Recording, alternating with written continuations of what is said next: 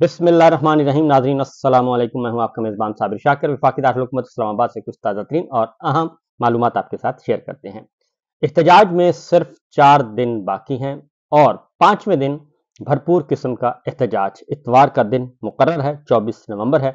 इमरान खान साहब ने इसकी हिदायत दी हैं और इसकी जो स्ट्रेटेजी है वो इंतहाई माहिर लोगों ने तैयार की है और ये माहिरीन की जो टीम है वो बिल्कुल नज़र नहीं आ रही। वो सिर्फ हिदायत दे रही है और हिदायत दे के और बता रही है कि किस तरीके से हमने इसको कामयाब बनाना है। और ख़ास तौर पे जो फील्ड में उतारे हुए लोग हैं वो एमएनएज़ हैं, एमपीएज़ हैं, टिकट होल्डर्स हैं, पार्टी अहदेदारान हैं। ये सब के सब अपना काम कर रहे हैं और डोर टू डोर कैंपेन चल रही है और बिल्कुल इस तरह चल रही है जैसे कोई वोट डालने के लिए डोर टू डोर कैंपेन चलाई जाती है, जैसे इलेक्शन के दिनों में होता है। तो ये एक मौसर हिकमत अमली है और जानने वाले जानते हैं कि अगर ये कामयाब हो गया तो फिर पाकिस्तान तहरीक इंसाफ और इमरान खान को बहुत बड़ा एज हासिल हो जाएगा। इसलिए जो इंटेलिजेंस रिपोर्ट्स हैं वो भी यही कह रही हैं कि अगर इसको ना रोका गया तो मामलात, हालात और वाकयात हमारे कंट्रोल में नहीं रहेंगे। उसकी वजह यह है कि ये जो एहतजाज है ये बड़ा पीसफुल होगा। ये फैमिलीज इसमें निकलेंगी, बच्चे निकलेंगे, खवातीन निकलेंगे और उनके हाथ में ना कोई डंडा होगा ना कोई झंडा होगा और ये पब्लिक एट लार्ज जिसे कहते हैं वो तूलो अर्ज में ये सब के सब निकलेंगे, बिल्कुल उसी तरीके से जैसे रजीम चेंज जब किया गया 9 और 10 अप्रैल की दरमियानी जब शब खून मारा गया जमहूरियत पर तहरीक अदम एतमाद नाम निहाद के जरिए, तो उसके बाद जिस तरीके से अवाम निकले और फिर 8 फरवरी को जिस तरीके से निकले, तो उस तरीके से उससे भी ज्यादा मौसर अंदाज में लोगों को बाहर निकालने का इरादा है और ये आवाज पहुंच रही है। नंबर 1। नंबर 2, क्योंकि टीवी चैनल्स पे पाबंदियां हैं और उससे उनको कोई फर्क नहीं पड़ता, क्योंकि 8 फरवरी को भी और उससे पहले भी टीवी चैनल्स पर मुकम्मल तौर पर बैन था, सेंसरशिप थी और पाकिस्तान तहरीक इंसाफ की कोई कवरेज नहीं हो रही थी। फिस्तायत उस वक्त भी थी, फिस्तायत अब भी है, लेकिन फिस्तायत का जो दर्जा है वो काफी कम हो गया है और इसलिए एक तरफ तो कोशिश की जा रही है, मैं अभी भी आपको बताऊं कि कोशिश की जा रही है कि बातचीत की जाए, ये निचले दर्जे के लोगों से बात करने की कोशिश, लेकिन इस दफा तरीकाकार बिल्कुल मुख्तलिफ है। इमरान खान साहब ने कहा है कि जो बात करनी है वो मुझसे करें और सिर्फ 3 लोग हैं जो कि उनके फोकल पर्सन मुकर्रर हुए हैं। उनमें उमर अयूब खान हैं और उसमें बैरिस्टर गौहर हैं और सलमान अकरम राजा साहब हैं। ये 3 रहनुमा हैं। 3 के अलावा उनका कोई फोकल पर्सन नहीं है। बाकी सारी क़यादत को उन्होंने कह दिया है कि आप सिर्फ और सिर्फ अपना काम करें और लोगों को निकालें और लोगों को मोबिलाइज करें और हमारी आवाज़ जो है वो पहुंचाएं।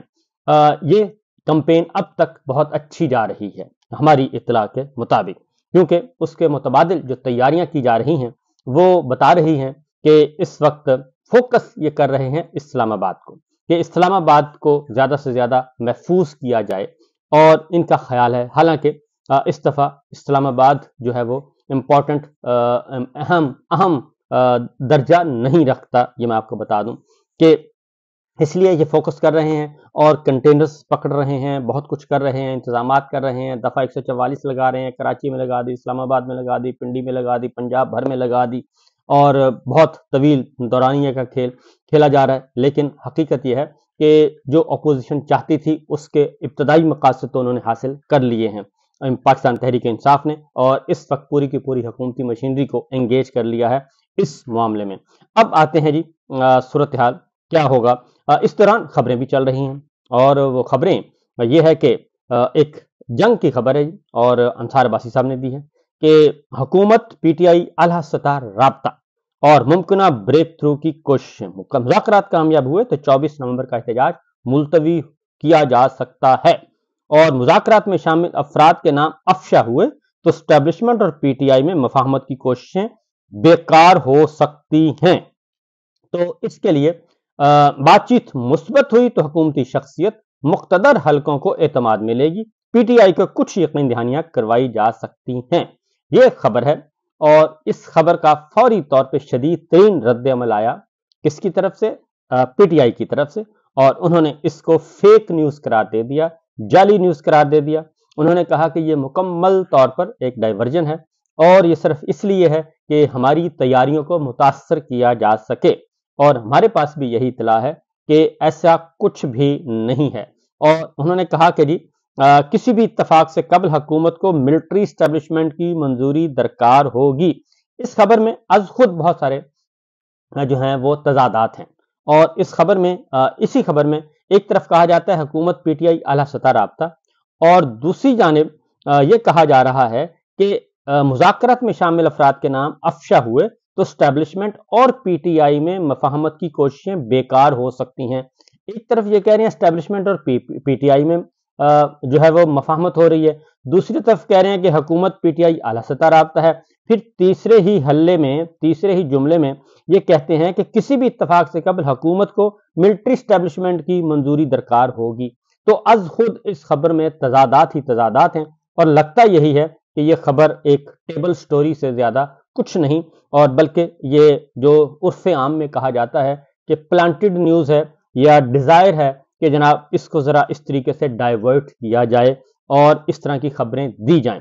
तो बहरहाल एक तो ये है कि इस खबर के बारे में पाकिस्तान तहरीक इंसाफ की तरफ से शदीद तरीन रद्द अमल आया, और इमरान खान साहब भी कह चुके हैं कि 24 नवंबर से पहले कोई मुज़ाकरात नहीं होंगे, और मुज़ाकरात होंगे तो 24 नवंबर को होंगे और डी चौक में होंगे, और उस वक्त देखा जाएगा, क्योंकि वो उनको पूरी उम्मीद है कि पाकिस्तान के अवाम जो हैं वो भरपूर तरीके से निकलेंगे और एक दफ़ा अपनी जो है अवामी ताकत वो है वो सामने आएगी। तो बहरहाल इस दौरान जी एक और कुछ फिर मजीद खबरें आपके साथ शेयर करते हैं, क्योंकि हालात व वाक़यात ये बता रहे हैं कि मामलात जो हैं वो हुकूमत काफ़ी परेशान दिखाई दे रही है, और इसलिए पाकिस्तान तहरीक इंसाफ को अप्रोच करने के लिए आज जो डेवलपमेंट हुई है वो हुई है जनाब मौलाना फजलुर रहमान साहब से मुलाकात की है वजीर दाखिला मोहसिन नकवी साहब ने।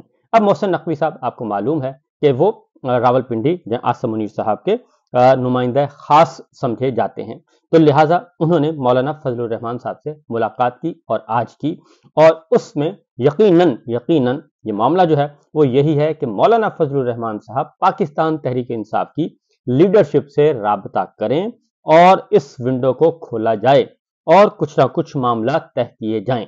तो लेकिन अब देखते हैं कि मौलाना फजलुर रहमान साहब की बात जो है वो पाकिस्तान तहरीक इंसाफ किस हद तक सुनती है। उसकी रीजन है कि पहले जो 26वीं गैर आईनी तरमीम हुई उसमें मौलाना फजलुर रहमान साहब ऐन वक्त पर पाकिस्तान तहरीक इंसाफ को छोड़कर चले गए थे, और उन्होंने हुकूमती बेंचों में बैठे नहीं, लेकिन हुकूमत को भरपूर तरह से सपोर्ट किया, और जो हुकूमत और एस्टेब्लिशमेंट की अमेंडमेंट्स थी उनके हक में वोट दिया। हालांकि अगर वो वोट ना देते तो उस दिन नंबर्स पूरे नहीं थे। ये एक हकीकत है जो कि तस्लीम शुदा हकीकत है। न सेनेट में उनके पास नंबर पूरे थे और ना ही कौमी असम्बली में।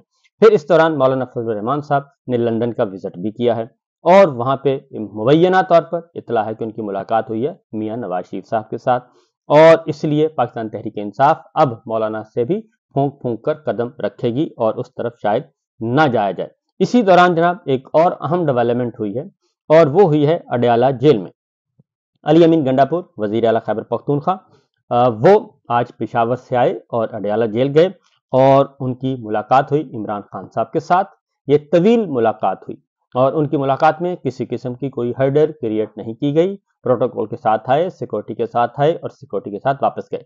कॉन्फ्रेंस रूम में उनकी मुलाकात हुई है, और ये मुलाकात 1 घंटा 40 मिनट, क्योंकि वो पूरे 1 घंटा 40 मिनट अडयाला जेल में रहे, तो अगर आप 10-12 मिनट निकाल भी दें तो फिर भी ये तकरीबन 90 मिनट की मुलाकात बनती है, जिसको यकीनन तफसीली मुलाकात कहा जा सकता है।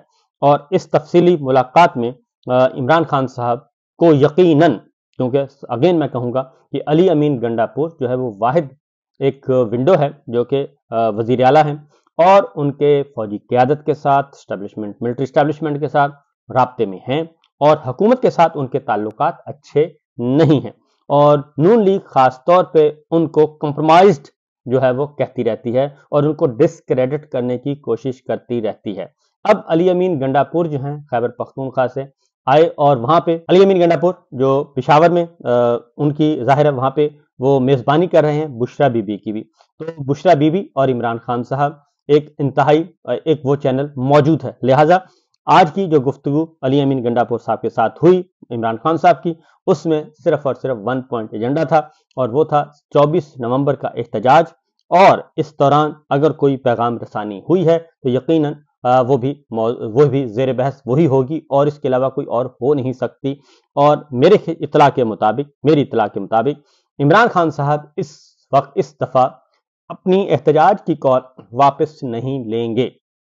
24 नवंबर की एहतजाज की कॉल किसी भी सूरत में वो वापस नहीं लेंगे, और उसकी वाहिद वजह यह है कि वो कहते हैं कि पहले भी उनके साथ किए गए जो वादे हैं, जो उन्होंने अच्छा एक तासुर दिया, पैगाम आए और पैगामात को उन्होंने ऑनर किया, उनका जवाब जो है उनको धोखे और फ्रेब में मिला।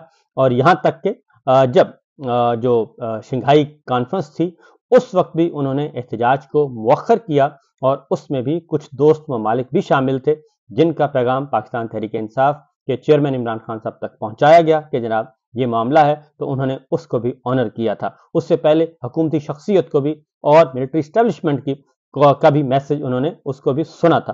तो लिहाजा अब की बार वो कहते हैं कि ऐसा नहीं होगा। तीसरी जानिब जो एक तीसरा सिनारियो है, वो है आज चीफ जस्टिस आमिर फारूक साहब कभी अलील हो जाते हैं और उनकी काज लिस्ट मनसूख हो जाती है, और आज जस्टिस मियां गुल हसन औरंगजेब साहब अलील थे और उनकी काज लिस्ट मनसूख हो गई। आज उन्होंने खिताब करना था वकला से, वो खिताब भी मुअख्खर हो गया, और इस तरीके से बाकी जो केसेस हैं मुतल्लिका नौइयत के, इंपॉर्टेंट नौइयत के, वो भी डेफर हो रहे हैं। बुशरा बीबी की दरखास्त जमानत थी आज पेशावर हाई कोर्ट में, उसमें 23 दिसंबर तक तौसी कर दी गई है। तो 23 दिसंबर का मतलब है पूरा 1 महीना और 2 दिन, जो है वो 1 महीना 3 दिन तौसी कर दी गई है। और इससे आप अंदाजा कर सकते हैं कि चीज़ें जो हैं वो कहीं अच्छी और कहीं टाइट भी हैं, लेकिन सबसे ज़्यादा खतरा इस वक्त सिर्फ एक ही है जनाब, और वो है शहबाज और मरियम सरकार को। इसके अलावा किसी को कोई खतरा नहीं है। उसकी वजह है कि पीपल्स पार्टी खुद भी नाराज है और दुखी है, दोनों से, रावलपिंडी से भी और जाती उमरा से भी। फिर एक और दरखास्त थी आज इस्लामाबाद हाई कोर्ट में, और वो थी कि पाबंदी आयद कर दी जाए सियासी गुफ्तगू पे, इमरान खान साहब पे। और ऑलरेडी सिंगल बेंच का फैसला मौजूद है इमरान खान साहब के हक में, कैदियों के हक में। तो आज भी वो नहीं हुआ जो गवर्नमेंट चाह रही थी कि इस ऑर्डर को सस्पेंड कर दिया जाए। लिहाजा ये भी एक इम्पॉर्टेंट डेवलपमेंट है। और तीसरी एक बड़ी खबर जो है वो है आर्मी चीफ आसिम मुनीर साहब की एक्सटेंशन को चैलेंज किया हुआ था, जो 3 साल से 5 साल कर दी गई। तो इसी तरीके से जजेस की तकर्री, उसको भी चैलेंज किया हुआ था। महमूद अख्तर नकवी साहब थे दरखास्त गुजार, लेकिन वो मिसिंग करार पाए, और वो आज कमरा अदालत आईनी बेंच के सामने ना पहुंच पाए। और उनकी अदम दस्तयाबी और उनकी अदम हाजिरी, अदम पैरवी की बुनियाद पर ये दरखास्तें आईनी बेंच ने, जिसके सरबराह जनाब अमीन साहब हैं, जस्टिस अमीन साहब, उन्होंने हंसी खुशी उनको खारिज कर दिया। तो ये इंपॉर्टेंट डेवलपमेंट अब तक। बाकी खबरें इंशाल्लाह अगले व्लॉग में। इजाजत दीजिए, अल्लाह हाफिज।